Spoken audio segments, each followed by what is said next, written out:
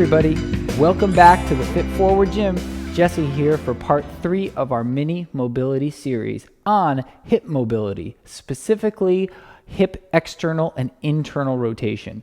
Now, a lot of you might notice that one of your feet tends to point out a little bit more than the other. Say when you're standing talking to a friend, or also when you're squatting, you have some rotational stress, lifting of the heels, basically a lot of gunk going on down here that's causing your hips to try to do things and mobilize in a way that eventually leads to movement dysfunction, sapping of your strength, and overuse injuries in our knees and our hips. Now, you've done the ankle series, so I know you're a little more mobile in those ankles. So now we have a chance to get at some of those old hip patterns, realign your hips, and really get your strength and fluidity and power back within these hip capsules. So today I'm going to show you some exercises that are going to help open your external hip rotation, your internal hip rotation, and specifically focus on something called the TFL, which is tight in almost everybody I assess.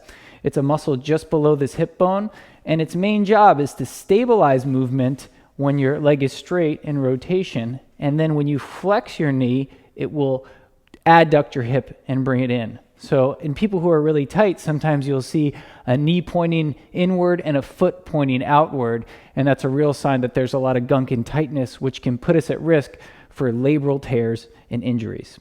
So the first stretch we're going to do is a stretch where we kind of lock that TFL down and give it some relief to start pulling those hips a little more open, creating more space in those impinged capsules that are often catching when we try to squat low or bring our knee up to our chest. So the first stretch is simply to stand against a wall or a chair, something to support you. And to stretch my left TFL, I'm going to first make sure that my left foot is pointing straight. It's not pointed out at all.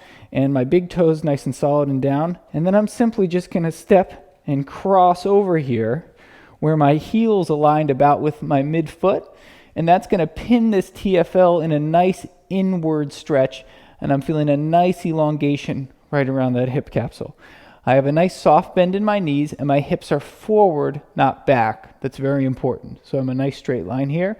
And then I'm just simply going to raise this arm, stretch the obliques and psoas here, and push toward my left hip and get an even deeper stretch and more inward rotation within the hip capsule.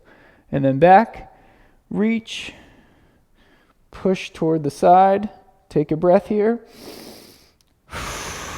and then back. Remember, breathing in that diaphragmatic way is going to help us accept the stretch a lot better. Breathe and out. It's almost like an arrow is pointing out this way, pushing my hip to the side. I'll show you from this angle too.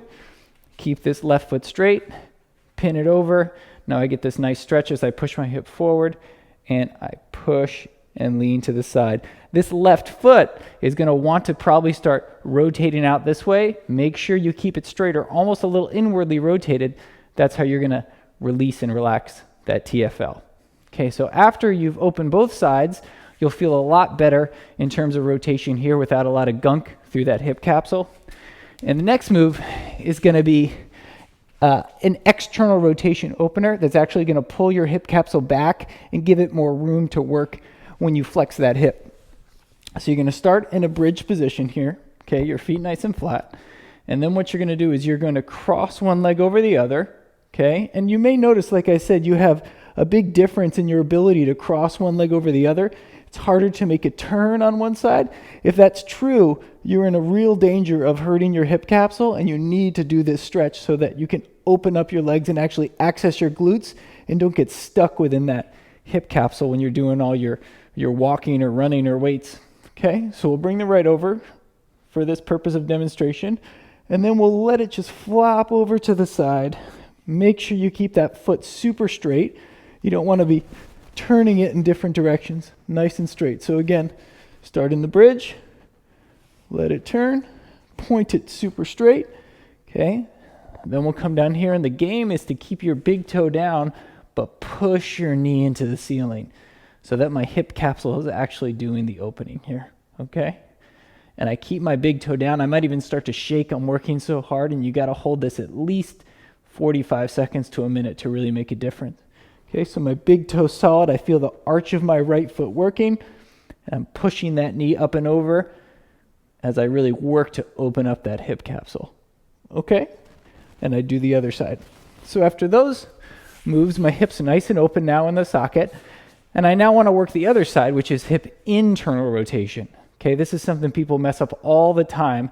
But hip internal rotation is the most important thing you need to be able to do for athletic sports, because if you get hit, say skiing or running, and your knee caves in, but your hip can't cave in, that's where we get those ACL, MCL injuries.